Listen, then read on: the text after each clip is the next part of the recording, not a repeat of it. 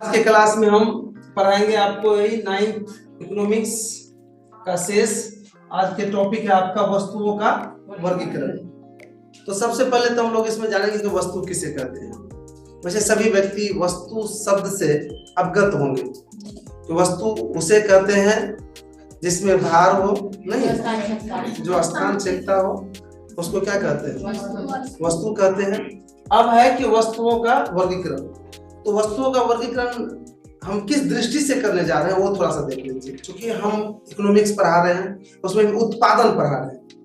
उत्पादन की दृष्टि से हम पढ़ाने जा रहे हैं कि उत्पादन जो होता है अर्थात निर्माण जो वस्तु का होता है, तो उस दृष्टि से वस्तु कितने तरह से हो सकते हैं।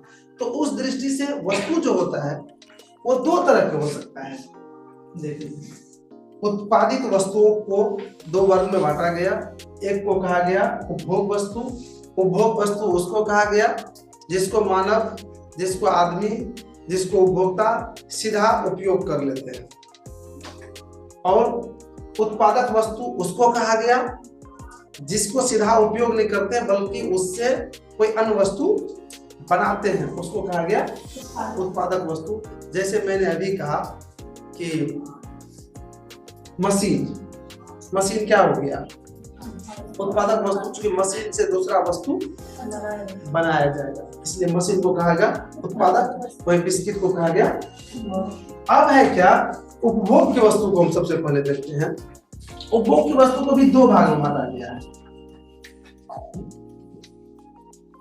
उपभोग की वस्तु में भी देखिएगा कि एक ऐसा वस्तु होता है जिसको एक ही बार उपयोग कीजिए वो खत्म हो जाएगा, और एक ऐसा वस्तु होता है जिसको एक बार उपयोग करने पर खत्म नहीं होता है। तो एक बार जिसका उपयोग होता है उसको कहा जाता है एकल प्रयोग की वस्तु, और दूसरा जो कई बार होता है उसको कहता है टिकाऊ वस्तु। इसको एकल प्रयोग की वस्तु, एकल प्रयोग की वस्तु, दूसरा टिकाऊ वस्तु। टिकाऊ वस्तु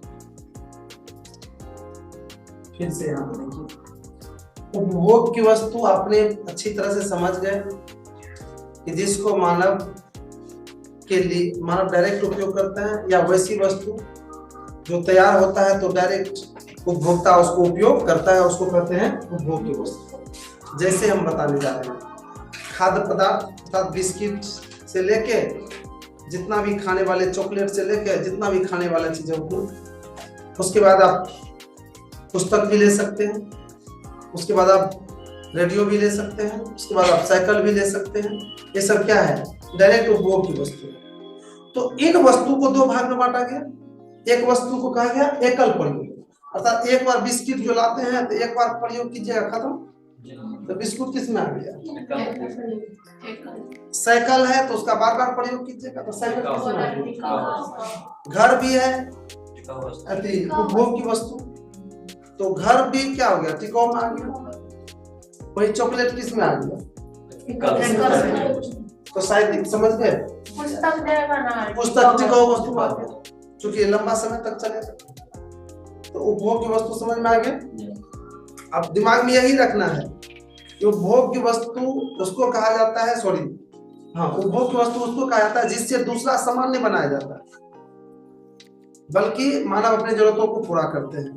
मैंने अभी किताब की बात किया, चॉकलेट बिस्किट की बात है।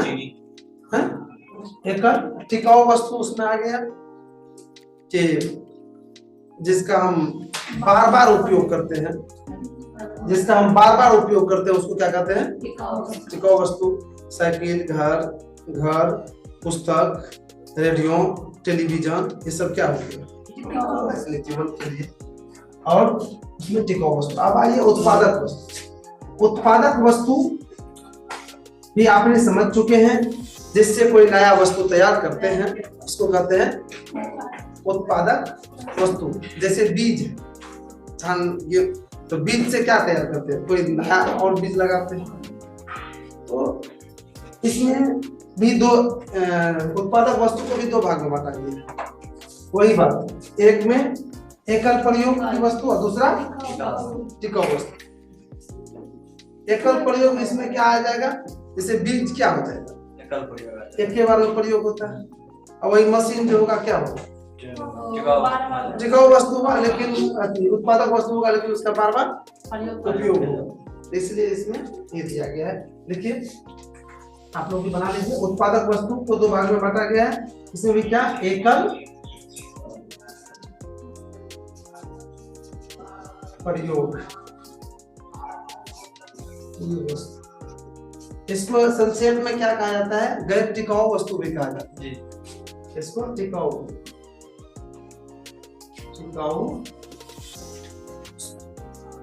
वस्तु।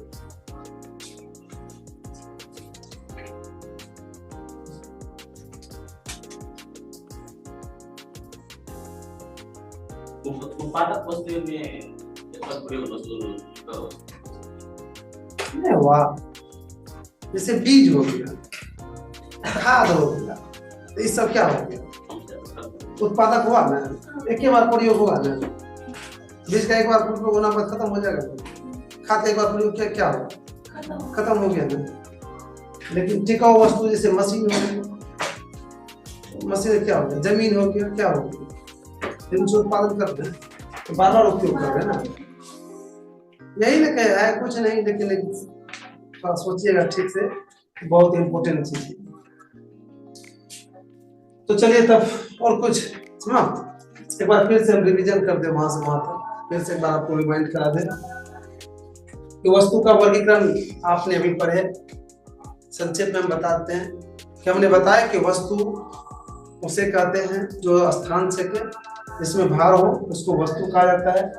और उत्पादन की दृष्टि से वस्तु को दो वर्गों में बांटा गया, उपभोग की वस्तु और दूसरा उत्पादन की वस्तु। उपभोग की वस्तु उसको कहा गया जिसको सीधा मानव उपयोग करते हैं या सीधा मानव के उपयोग के लिए बनाया जाता है। जैसे खाद्य पदार्थ अर्थात खाने वाला जो वस्तु है। उसके बाद चाहे मनोरंजन के लिए भी हो या कुछ आवश्यकता पूरा करने वाला वस्तु जो है, अर्थात रेडियो, साइकिल, टेलीविजन एवं खाद्य पदार्थ होते हैं, के बार दिन के खाद्य पदार्थ, ये सब क्या हो गया, उपभोग की वस्तु हो गया। उपभोग की वस्तु को दो भाग में बांटा गया, एकल वस्तु, एकल प्रयोग की वस्तु, अर्थात जिसको हम एक ही बार उपयोग कर सकते हैं। अर्थात सीधा सीधे कह सकते हैं कि खाद्य वस्तु जो है, खाने वाला वस्तु जो है, उसको क्या कर सकते हैं हम, एक ही बार प्रयोग कर सकते हैं, उसको एकल उपभोग की वस्तु कहा जाता है। टिकाऊ वस्तु जिसको हम बार बार उपयोग कर सकते हैं, तो घर भी हो गया, रेडियो भी हो गया, टेलीविजन भी हो गया, किसमें आ गया, टिकाऊ वस्तु में आ गया। अब आइए उत्पादक वस्तु। उत्पादक वस्तु उसको कहा जाता है जिससे हम कोई नया चीज तैयार करते हैं, नया चीज बनाते हैं, नया वस्तु तैयार करते हैं, उसको कहते हैं उत्पादक वस्तु। इसको भी दो भाग में बांटा गया है, एकल प्रयोग की वस्तु और टिकाऊ वस्तु। तो एकल प्रयोग की वस्तु उसको कहते हैं उत्पादक वस्तु में जिसको हम एक ही बार उत्पादन के लिए उपयोग करते हैं, बार बार उसका उपयोग नहीं कर सकते। अब जैसे कि मान लीजिए मशीनें में लीजिए, डीजल है, तो डीजल जो लाए थे के बार दिए तो खत्म हो गया ना, तो किस में आ जाएगा, एकल प्रयोग में आ जाएगा, वो भी उत्पादन के लिए दे रहे हैं। उसके बाद हमने बताया इसमें कि खाद बीज भी किस में आ जाएगा, एकल प्रयोग। टिकाऊ वस्तु उत्पादक की वह वस्तु में जो जिसको बार बार उपयोग करते हैं या लंबा समय तक उपयोग करते हैं, उसको कहते हैं, जैसे इसमें मशीन आ जाएगा, जमीन आ जाएगा, ये सब किस में आ जाएगा, उत्पादक के टिकाऊ वस्तु। इस तरह से आप वस्तु का वर्गीकरण को आज समझ गए। चलिए आज यहीं तक।